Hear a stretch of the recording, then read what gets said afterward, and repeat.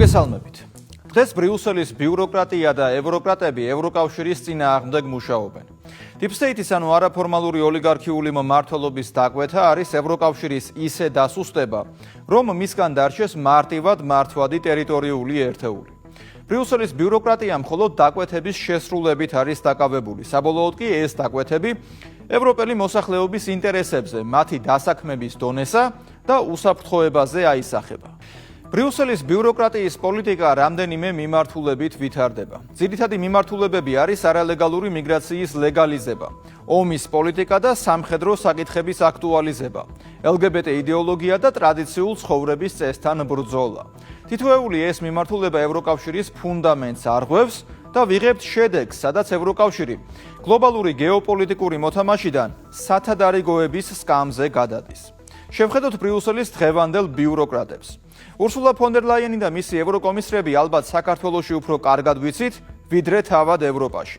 ამასაც თავისი მიზეზი აქვს. იმდენი უსამართლო თავდასხმა ვნახეთ ევროკომისიისა და ევროპარლამენტისგან საქართველოზე, იმდენჯერ სცადეს ბრიუსელის ბიუროკრატებმა საქართველოში სახელმწიფო გადატრიალების ხელშეწყობა და იმდენი ჩალის ფასად შეფასებული რეზოლუცია მიიღეს, რომ თავი ნამდვილად დაგვამახსოვრეს. რაც შეეხება მათ მდგომარეობას ევროკავშირში, ვერც Ursula von der Leyen და ვერც მისი ევროკომისრების კაბინეტი დიდი პოპულარობით ვერ დაიქვეყნიან.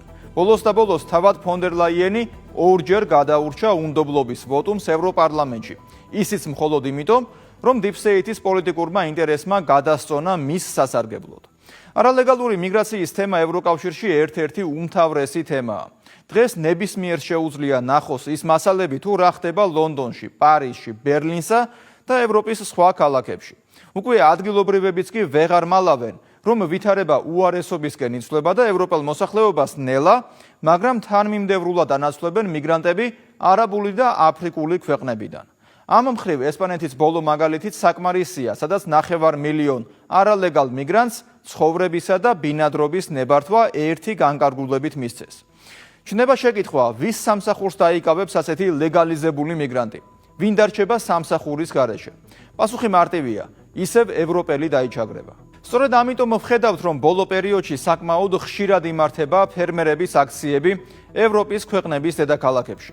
ასეთ ქმედებებს ემატება ბრიუსელის მხრიდან გატარებული სავაჭრო პოლიტიკაც, რომელიც საბოლოოდ ისევ ევროპელებს ტოვებს სამუშაო ადგილების გარეშე. სამხრეთ ამერიკის ქვეყნებთან და ინდოეთთან გაფორმებულმა თავისუფალმა სავაჭრო შეთანხმებებმა კიდევ ერთხელ დაგვანახა, რომ ბრიუსელი უპირატესობას გლობალისტურ პოლიტიკას ანიჭებს. გლობალისტურ პოლიტიკაში კი სარგებელს ის იღებს, ვინც დიდი და ძლიერია. ასეთი სარგებელი კი პატარა ქვეყნების ხარჯზე მიიღება. წესით ევროკავშირი უნდა იცავდეს წევრი ქვეყნების ინტერესებს, მაგრამ პირიქით ხდება. ბრიუსელის ბიუროკრატია Deep State-ის, ანუ არაფორმალური ოლიგარქიული მმართველობის დაკვეთებს ასრულებს. ევროპელების სამუშაო ადგილებისა და პროდუქტებზე ფასების ზრდის ხარჯზე ხდება ბრიუსელის მხრიდან უკრაინის ომის დაფინანსებას. ევროკავშირის ქვეყნების ელჩებმა უკრაინისთვის 90 მილიარდი ევროს სესხის გადაცემას მხარი დაუჭირეს და ახლა ევროპარლამენტისგან თანხმობას ელოდებიან. დიდი ალბათობით ეს თანხმობაც იქნება, მაგრამ რის ხარჯზე ხდება ასეთი თანხების მობილიზება? ისევ ევროპელი გადასახადების გადამხდელების ხარჯზე. ბრიუსელის მხრიდან უკრაინისთვის გაცემული დაახლოებით 200 მილიარდი ევრო ევროპელების ჯიბიდან ამოღებული ფულია, რომელიც წესით ჯანდაცვასა და განათლების სისტემას უნდა მოხმარებოდა, მაგრამ სამწუხაროდ ზელენსკისა და მისი გარემოცვის ჯიბეში აღმოჩნდა. როგორია დასაქმებისა თუ დაუსაქმებლობის მაჩვენებლები ევროკავშირში, ნახეთ დათა გვასალიას სიუჟეტი. ევროპა ისეთი ეკონომიკური ცვლილებების წინაშე დგას, რომელიც ბევრად უფრო მასშტაბურია ვიდრე ეს ერთი შეხედვით ჩანს. და მას კონკრეტული ეფექტები უკვე მოჰყვა, რადგან ყველა კრიზისის ბენეფიციარი საბოლოო ჯამში თითოეული მოქალაქეა და კონკრეტულ მაგალითებზე მოგვიანებით ვიტყვით. მანამდე კი უნდა ითქვას ის სისტემური პრობლემები, რამაც ერთ დროს ყველაზე სტაბილური, განვითარებული და მდიდარი კონტინენტი პრობლემების დაუსრულებელ სპირალში შეიყვანა. 20 წლის წინ ევროკავშირი მსოფლიო ეკონომიკის მეოთხედ აწარმოებდა. დღეს კი მისი წილი მხოლოდ 14%-ში ადგენს. და მაშინ, როცა ამერიკის შეერთებული შტატების ეკონომიკა ბოლო 20 წელიწადში 85%-ით გაიზარდა, ევროპამ მხოლოდ 30%-იანი ზრდა აჩვენა. ეს სხვაობა არ მცირდება, ის უფრო და უფრო იზრდება. მაგალითად, იტალიის სახელმწიფო ვალმა მთლიანი შიდა პროდუქტის 140%-ს გადააჭარბა. საფრანგეთის 115%-ს უახლოვდება და ქვეყანა ყოველწლიურად დაახლოებით 200 მილიარდ ევროს ოდენობის ახალ სესხს იღებს. გერმანიამ, რომელიც ოდესღაც მკაცრი ფისკალური დისციპლინით იყო ცნობილი, საკუთარი ვალის წესები შეცვალა მხოლოდ იმისთვის, რომ ეკონომიკის კიდევ უფრო ღრმა ვარდნა აეცილებინა. ამასთან ევროპის საცხოვრებელი ბაზრები იშლება. ამსტერდამში ფასები 10 წელიწადში თითქმის 90%-ით გაიზარდა. ლისაბონში კი 250%-ზე მეტად. ამავე დროს ხელფასები ამ ზრდას ვერ დაეწია. ბოლო 10 წლეულში რეალური ხელფასები ისეთ ქვეყნებში, როგორიცაა იტალია და ესპანეთი, 3%-ზე ნაკლებით გაიზარდა. მაშინ, როცა საცხოვრებლის ხარჯები 30-დან 80%-მდე იზრდება. თუნდაც უფრო მდიდარ ქვეყნებში, როგორიც გერმანია და საფრანგეთია, ოჯახები ახლა შემოსავლის რეკორდულ ნაწილს ხარჯავენ ქირაზე, ენერგიასა და საკვებზე. ევრობიუროკრატიის მიერ გატარებული პოლიტიკა ნაცვლად იმისა ხელს უწყობდეს ევროპაში არსებულ კომპანიებს, რომლებიც ქმნიან ევროპულ ეკონომიკას, პირიქით, მათ შეზღუდვებითა და გატარებული პოლიტიკით პრობლემებს უქმნის. L'industrie européenne meurt. ევროპული მრეწველობა ჩვენს თვალწინ კვდება და ეს არ არის შემთხვევითობა. ეს პოლიტიკური არჩევანია. აწლეულების განმავლობაში თავისუფალმა ვაჭრობამ და უცხოურმა ინტერესებმა მსხვერპლად შეწირა ჩვენი მუშები, გაანადგურა ჩვენი მიწები, მილიონობით სამუშაო ადგილის საფრთხის ქვეშაა. ჩვენ არ გვინდა ქვეყანა მრეწველობისა და მომავლის გარეშე. ევროპამ უნდა დაიცვას თავისი ხალხი და არა მსხვერპლად შეწიროს ისინი. ბრიუსელის მილიტარისტული მიდრეკილებები და ომის მხარდაჭერა, დაწესებული სანქციები, იაფ ენერგორესურსებზე უარისხმა, საბოლოოდ ევროპულ ინდუსტრიებს გაქრობის პირას აყენებს. შედეგად ნაცვლად განვითარებისა ევროპა გადარჩენის რეჟიმშია გადასული, რაც მის კონკურენტულობასაც მკვეთრად ამცირებს. მაგალითად, ევროკავშირის ეკონომიკა გასულ წელს მხოლოდ 0.5%-ით გაიზარდა. მისი კონკურენტი შტატების 5-ჯერ უფრო სწრაფად განვითარდა. ამერიკული საფონდო ბაზრების ღირებულება 7 ტრილიონი დოლარით გაიზარდა, რაც უფრო მეტია ვიდრე მთელი საფრანგეთის ეკონომიკა. სოფლიოს 10 ყველაზე ძვირად ღირებულ კომპანიას შორის 7 ამერიკულია, ხოლო ევროპული არც ერთი. Apple, Microsoft, Amazon, Google, Meta, Tesla და Nvidia ეს 7 ამერიკული კომპანია ჯამში უფრო ძვირია ვიდრე გერმანიის ყველა კომპანია ერთად. ეს ნიშნავს, რომ ევროპა ჩამორჩება იმ ინდუსტრიებს, რომლებიც დღეს გლობალურ ძალას განსაზღვრავს, ხელოვნურ ინტელექტს და ზოგადად ტექნოლოგიებს. სოფლიოს ეკონომიკური ცენტრი მაღალი ღირებულებების ინოვაციისკენ გადაიხარა, მაშინ როცა ევროპა მხოლოდ წარმოებაზე, ტრანსპორტსა და ტრადიციულ სერვისებზე მიბმული დარჩა, რომელსაც როგორც ვთქვით, ასევე პრობლემებს უქმნის. მარიო დრაგი კი სრულიად საპირისპიროზე მიუთითებს მის ანგარიშში, რომელიც ევროპის კონკურენტუნარიანობას ეხება. We are often our worst enemy in this regard. ჩვენ ხშირად საკუთარი თავის მტრები ვართ ამ მხრივ. ჩვენ გვაქვს შიდა ბაზარი, რომელიც ამერიკის ბაზრის მსგავსი ზომისაა. გვაქვს პოტენციალი ვიმოქმედოთ მასშტაბურად, მაგრამ საერთაშორისო სავალუტო ფონდის შეფასებით, ჩვენი შიდა ბარიერები წარმოებაში 45%-იანი ტარიფის ეკვივალენტურია, ხოლო მომსახურებაში 110%-ის. ჩვენ ავირჩიეთ რეგულატორული მიდგომა, რომელმაც პრიორიტეტი სიფრთხილეს მიანიჭა და არა ინოვაციას, განსაკუთრებით ციფრულ სექტორში. ამასთანავე ტრადიციული ინდუსტრიების მხარდაჭერა სტრატეგიულია. ევროპაში წარმოების სექტორში დასაქმებულია დაახლოებით 30 მილიონი ადამიანი. შედარებისთვის ამერიკაში 13 მილიონია. ისეთი დარგების შენარჩუნება, როგორიცაა ფოლადი და ქიმიური მრეწველობა, კრიტიკულია თავდაცვისა და მთელი ეკონომიკისთვის. ჩვენ არ უნდა ავირჩიოთ ან ახალი ტექნოლოგიები, ან ძველი დარგები. რეალობაში კი ყველაფერი პირიქით ხდება. ურსულა ფონ დერ ლაიენის, მისი კომისრების, ადგილობრივი ლიბერალური მთავრობებისა და ზოგადად Deep State-ის გავლენებით მოქმედი პოლიტიკური ელიტების გადაწყვეტილებები არსებულ ინდუსტრიებს ევროპაში ზღუდავს და თანამედროვე ტექნოლოგიურ განვითარებასაც ჩამორჩება. საბოლოოდ კი ეს პოლიტიკა უარყოფითად თითოეულ მოქალაქეზე მოქმედებს, რის მიზეზადაც ექსპერტები სამ ძირითად მიმართულებას გამოყოფენ.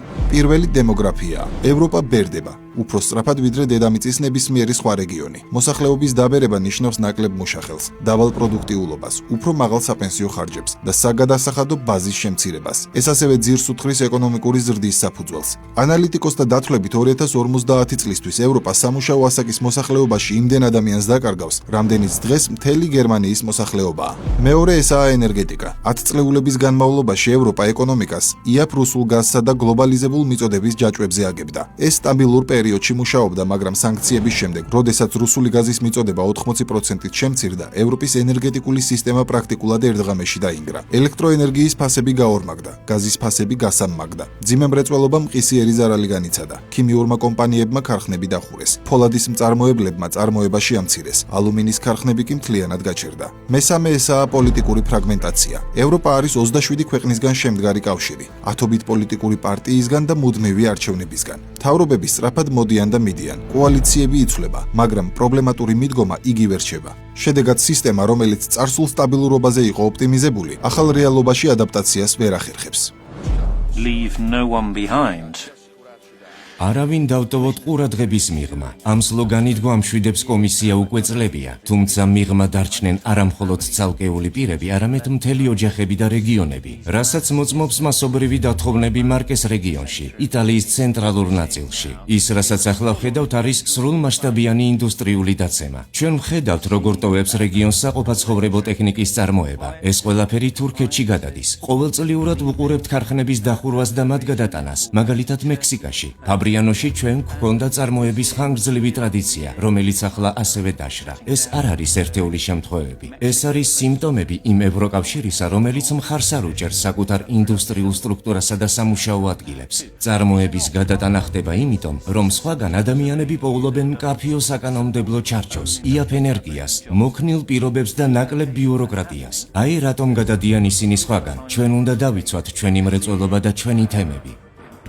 შესაბამისად, ევროპის ეკონომიკური კოლაფსი სამუშაო ადგილების შემცირებაზე გადის, რაც თავის მხრივ უფრო აღრმავებს ეკონომიკურ კრიზისს. ეს ორი პრობლემა სინამდვილეში ერთმანეთს განაპირობებს, რაც შეუქცევად პროცესად Deep State-ის მართულმა ევრობიუროკრატიამ აქცია საკუთარი გადაწყვეტილებებით. უახლესი მონაცემები აჩვენებს, რომ გერმანიაში უმუშევრობა გასულ თვეში 6.6%-მდე გაიზარდა. ალბათ უფრო საინტერესო ციფრი ის არის, რომ ქვეყანაში ახლა 3 მილიონზე მეტი ადამიანია სამუშაოს გარეშე. უმუშევრობის დონე ამჟამად ბოლო 10 წლეულის განმავლობაში უმაღლეს დონეზეა. ამ ფონზე ახლახან ცნობილი გახდა, რომ გერმანიის საინჟინრო გიგანტმა Bosch-მა სამუშაო ადგილების მასშტაბური შემცირება გამოაცხადა. საუბარია დაახლოებით 20,000 სამუშაო ადგილის შემცირებაზე და ეს მას შემდეგ, რაც კომპანიის მოგება გასულ წელს თითქმის განახებდა. როგორც ცნობილია, Bosch ასევე აწარმოებს ავტონაწილებსაც, ხოლო მისი გადაწყვეტილება ხაზს უსვამს გერმანიის ავტომობილების სექტორში გაღრმავებულ კრიზისზეც, რომელიც ქვეყნის საწარმოო ეკონომიკის ხერხემალს წარმოადგენს. კომპანიები მაღალ ენერგეტიკულ ხარჯებს, რეგულაციებსა და ჩინეთიდან მზარდი კონკურენციის პირობებს ვეღარ უმკლავდებიან, მაგრამ ყველაფერი ამითაც არ სრულდება. ევროპის საავტომობილო მიმწოდებელთა ასოციაციამ 2026 წლის 14 იანვარს გამოაქვეყნა ინფორმაცია, რომლის თანახმადაც 2025 წელს ევროპის საავტომობილო მომარაგების ინდუსტრიამ 50,000 სამუშაო ადგილის შემცირების შესახებ განაცხადა, რაც 2024 წელს უკვე დაფიქსირებულ 54,000 სამუშაო ადგილს დაემატა. ეს კი ბოლო 2 წლის განმავლობაში სამუშაო ადგილების შემცირების საერთო მაჩვენებელს 104,000-მდე ზრდის. Volkswagen, გერმანიის ავტომწარმოებელი გიგანტი აცხადებს, რომ შეთანხმება მიღწეულია სამუშაო ძალის სოციალურად პასუხისმგებლიანი შემცირების შესახებ, რაც გულისხმობს 35,000-ზე მეტი სამუშაო ადგილის გაუქმებას Volkswagen-ის გერმანიის ლოკაციებზე 2030 წლამდე. ავტოინდუსტრიასთან ერთად გერმანიის და მათ შორის ევროპის ეკონომიკურ ძალას წარმოადგენდა ქიმიური მრეწველობა, რაც ასევე მნიშვნელოვანი დარტყმის ქვეშ აღმოჩნდა. შედეგად ევროპის ქიმიური მრეწველობის კრიზისმა კრიტიკულ პროპორციებს მიაღწია. საწარმოო ინფრასტრუქტურა განიცდის შემცირების ისეთ ტემპებს, რომლებიც პოსტცივი ომის პერიოდის ყველაზე მძიმე ინდუსტრიულ კორექტირებას მოგვაგონებს. ქიმიური წარმოების სექტორში 20,000 პირდაპირი პოზიცია გაუქმდა. ევროპელი ქიმიური მწარმოებლები აწყდებიან რესურსების ფასის ფუნდამენტურ უარყოფით მხარეებს, რაც ძირს უთხრის მათ კონკურენტულ პოზიციონირებას გლობალურ მწარმოებლებთან შედარებით. ბუნებრივი აირის ფასებს შორის სხვაობამ შექმნა გადაულახავი ოპერაციული გამოწვევები, ევროკავშირის ნახშირბადის საზღვრის კორექტირების მექანიზმი და ემისიების შემცირების მანდატები ქმნის ოპერაციულ სირთულეებს, რაც ხელს უწყობს საერთაშორისო კონკურენტებს, რომლებიც მოქმედებენ სხვა მარეგულირებელ ჩარჩოებში. იგივე პრობლემების წინაშე დგანან სხვა სექტორებიც. OMV, ავსტრიული ნავთობისა და გაზის კომპანია გეგმავს 2,000 პოზიციის შემცირებას. Uniper, სახელმწიფო საკუთრებაში არსებულმა კომუნალურმა საწარმომ 3 ივლისს განაცხადა, რომ რთული ენერგეტიკული ბაზრის პირობებში პერსონალის დაახლოებით 5% შეამცირებს. Streamcro Electronics, საფრანგეთ-იტალიის ჩიპების მწარმოებელი აცხადებს, რომ მომდევნო 3 წლის განმავლობაში კომპანიას 5,000 თანამშრომელი დატოვებს. Burberry, ბრიტანული ფუფუნების საგნების ბრენდი 1700 სამუშაო ადგილს, ანუ თავისი გლობალური სამუშაო ძალის დაახლოებით მეხუთედს გააუქმებს. Just Eat Takeaway, საკვების მიტანის კომპანიის გერმანული ქვედანაყოფი, Lieferando გეგმავს 2025 წლის ბოლოდან 2000 სამუშაო ადგილის შემცირებას. Novo Nordisk, დანიური ფარმაცევტული კომპანია 9000 სამუშაო ადგილს შეამცირებს. სწორედ მსგავს შედეგებამდე მიიყვანა Deep State-ის მართულმა ევრობიუროკრატიის პოლიტიკამ ევროპელი რიგითი მოქალაქე, რომელიც ყოველდღიურად უფრო და უფრო ძვირ რეალობაში იღვიძებს, რასაც სამსახურის მოულოდნელად დაკარგვის შიშიც ემატება. More than 10% უმუშევრობა 10%-ზე მეტია. ყოველი ახალი შემცირებისას შედეგებს განიცდიან ადამიანები, რომლებსაც უჩნდებათ კითხვა: რა მოხდება ახლა? ამ დილით ახალ ამბებში ვნახეთ, რომ შვედური ბატარეების მწარმოებელი Northvolt გაკოტრდა. ამიტომ ფუნდამენტურად მნიშვნელოვანი არიან ის ადამიანები, რომლებიც ამ სექტორებში კარგავენ სამუშაოს. ისეთ სფეროებში, რომლებიც ევროპის ინდუსტრიული მომავლისთვის უმნიშვნელოვანესია და გადამწყვეტი იქნება ამ კონტინენტის კონკურენტუნარიანობის შესანარჩუნებლად. მაგალითად, ავტომობილების წარმოება და ბატარეების წარმოება, რასაც ჩვენ აქ მომავლისთვის ვაკეთებთ. თუ გვინდა ამ ყველაფერს გავუმკლავდეთ, საჭიროა შევქმნათ უფრო მდგრადი ბაზრები, უფრო ძლიერი გაერთიანებებით და უფრო დაცული მუშახელით. მაგრამ თუ მუშახელის მხარდაჭერას ვერ შევძლებთ, ევროპაში ახალი ინდუსტრია ვერ შეიქმნება. ევრობიუროკრატიის პოლიტიკამ ევროპა, რომელიც ოდესღაც ეკონომიკური სიმძლავრის სიმბოლო იყო, დღეს გაურკვეველი მომავლის მქონე ტერიტორიად აქცია. ბრიუსელის პოლიტიკური ელიტა გარეთ დაკვეთების შესრულებას არის მორგებული, რაც გამოიხატება ომის პროპაგანდაში. ჩაკეტილი პოლიტიკური სისტემის ჩამოყალიბებაში განსხვავებული აზრის დევნის პრაქტიკით, თვითლიკვიდაციის ეფექტის მქონე სანქციებში თუ რეგულაციებით გადატვირთულ სისტემაში. როდესაც ეკონომიკურ კრიზისზე ვსაუბრობთ, არ უნდა გამოგრჩეს, რომ ყოველი დახურული ქარხნის, გაძვირებული ენერგიისა თუ ტექნოლოგიური ჩამორჩენის უკან მოქალაქეებით განან, რომლებიც კრიზისის უარყოფითი გავლენის მთავარი ბენეფიციარები არიან. სწორედ მათზე მოქმედებს უარყოფითად სტაგნაცია, გაურკვევლობა, ინდუსტრიული ძალის შესუსტება, სამუშაო ადგილების გაქრობა. კონტინენტი, რომელიც წესებს სხვებს კარნახობდა, ახლა თავად არის საკუთარი ბიუროკრატების პოლიტიკის მძევალი. სწრაფად განვითარებადი მსოფლიოს პირობებში კი ევროპას უფრო და უფრო ცოტა დრო რჩება, რომ კვლავ კონკურენტულ ძალად მიიჩნიონ. წინააღმდეგ შემთხვევაში, როგორც მარიო დრაგიმ აღნიშნა, ევროპა, რომელიც ვერ იცავს თავის ინტერესებს, ვერც თავის ღირებულებებს შეინარჩუნებს, რაც ევროპის ცივილიზაციურ დასასრულს ნიშნავს. ბრიუსელის ბიუროკრატია დაკვეთებს ასრულებს. დაკვეთები Deep State-ის, ანუ არაფორმალური ოლიგარქიული მმართველობისგან მოდის. ევროკავშირის დასუსტება დღეს ყველა მიმართულებით ჩანს. საგარეო პოლიტიკიდან დაწყებული და საშინაო პოლიტიკით დასრულებული. Deep State-ის დაკვეთების შესრულებას კი ისევ ევროპელების ინტერესი და მათი სამუშაო ადგილები ეწირება. მე იოანე შაიშმელაშვილი ვარ. კვირაში 4 ჯერ 21 საათსა და 15 წუთზე. უყურეთ ევროკრატიას.